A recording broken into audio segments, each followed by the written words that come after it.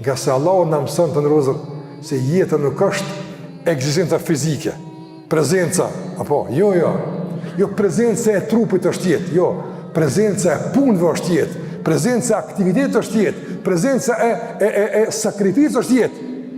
E sa njëri është prezent, gjallë është, po të bjen men kur o gjallë është kur e shë. Me asë një sen tjetër së ta kujton që o gjallë.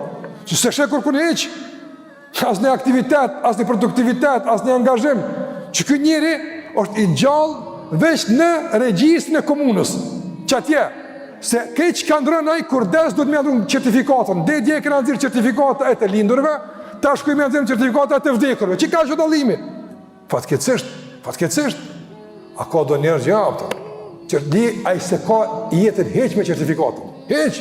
A i ka veç datë lindjes, a i s'ka datë dekës. S'ka pëtën. Nuk ka. Sa djetari përmenë me ndësat, janë gjallë mesin tonë. Vëllaj përmenë ma shpesh, se nështë shumë për njerëve që i kemi afer. A ju dekë, po sa i ju dekë si trup, po jo si kuptim, jo si koncept, jo si produktivitet, jo si sakrifisë, kështë më radhë. Që kjo është jeta të nëzërë? Që kjo është jeta? Andaj, agjerimet mësën që nuk e jeta me hongër, po jeta o betejo, luft, o sakrifisë për t'ja dalë për matë miren, jeta është fisnikrimi i shpirtit, që kjo është jeta, sikur se ka po shahidi.